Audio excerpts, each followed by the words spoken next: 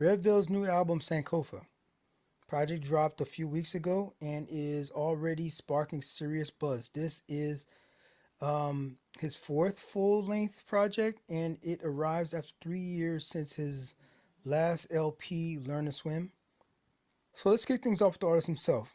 Redveil, Marcus Morton, is this incredibly talented young producer and rapper hailing from the DMV area. Shout out to DMV, Maryland in particular. This sheer ambition in his work is palpable. Now, the album itself, Sankofa, is a Twi word from Ghana, and it roughly translates to go back and get it. It's symbolized by a bird that has his head turned backwards and his feet faced forward. This is kind of meaning looking back at the past and learning from the past, or there's something, maybe a lesson that you should have learned from the past, that remember it, go back and get that lesson and bring it to you in the present. Uh, however you want to interpret that, but this thing is incredible. He's basically suggesting that you need to look to the past to inform the future. That ethos perfectly encapsulates the album's mature, introspective, and incredibly rich sound. Speaking of sound, this isn't your average rap record. Redveil self-produced Sankofa, but he expanded beyond the samples alone, inviting live instrumentation from piano to strings, bass, and more into the mix, all mixed together to give the whole project this warm, expansive sound that feels live and dynamic. Organic elements like live instrumentation give this thing this texture that you can feel. So he says in this joint, right? Especially in the quieter moments, the layering. I'm back up in Babylon. His vocals, in terms of his singing, has come a long way. Um, you, it's this kind of singing that isn't necessarily that the singing that can stand on its own, but it has this visceral sort of emotional connection, the way like Wyclef's voice sounds, where it's not about the perfection. Even Mary J. Blige, I would say, right?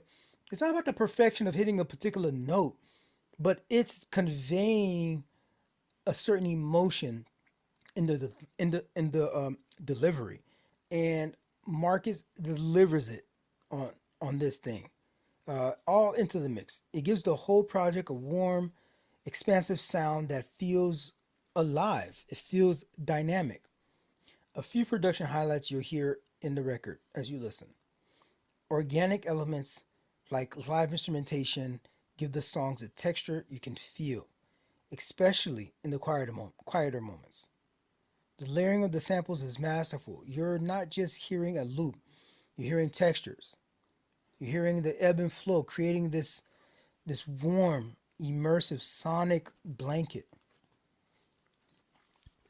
His use of jazz and soul. These grooves weave and bridge between classic hip hop roots and fresh modern vibes. The drum programming is incredibly sophisticated.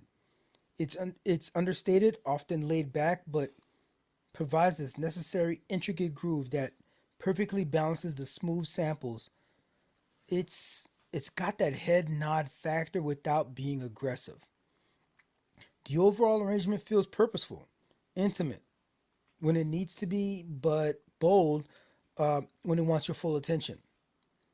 A snapshot of the standout moments for this album for me starts off with Lone Star. This one features Carolyn Malachi.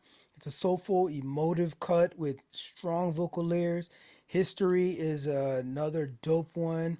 I know my mother's tongue real good, but that ain't in the world that I live. Just the just the world that I always dream of. Speaking in code, got my mother's nose and my motherfucking feet up, and the roosters and the hens in my eardrum. I listen to them when I need to feel something in my soul. But I don't got much time for that all fades to black. And I open my eyes and I'm back up in Babylon. He's I don't know. He says something like that. It freaking like it's a beautiful moment in his delivery there. My dystopian home where I turned small to grown without knowing a clue about the land I belong. We've been history from the start. We've been history from the start. I think it's something like that. We've been history from the start. I said we've been history. We've been history. Yo. Yeah, it's amazing. That's like we've been history from the start. The juxtaposition of that of the phrasing there, you love to see it. Brown Sugar featuring Smino. Love Smino. One of the most underrated performers of this contemporary hip hop scene that for a long time. This song is warm, it's funky, and irresistibly catchy. Across the tracks, you'll hear him. This Marcus, you'll hear him alternate between introspective lyricism and rich sonic landscapes, providing him with a chance to go beyond rapping. He's composing on this thing.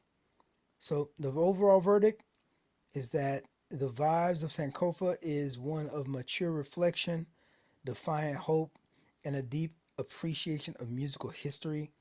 It's soulful, it's conscious, and it carries itself with a proud sense of self awareness.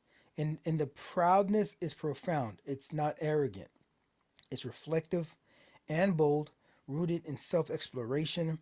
The title Sankofa itself plays right into the musical DNA. He is learning from his previous projects, the highs and the lows, what he did right, what he maybe could have improved on, and he is digging into this heritage, his own heritage. Even looking at the album cover, you see his I don't know. There's an older lady there. I venture to say maybe that's his grandmother. Learning from the past and bringing it into the future and being able to elevate what he's got going on all the way into the future. It's growth while pushing his craft forward. Light yourself a candle, press play. Don't shuffle on this one. Put it on while you're cooking, maybe. But it needs multiple listens. Maybe you're walking up the block, maybe you're walking your dog. You're gonna take your dog for an extra long walk. Get it all out, right? Maybe if you're driving somewhere, right, and you need 41 minutes to get there. It's a 41-minute project, 12 total tracks. You need some time to get there. This is a listen end to end kind of album that rewards your full attention.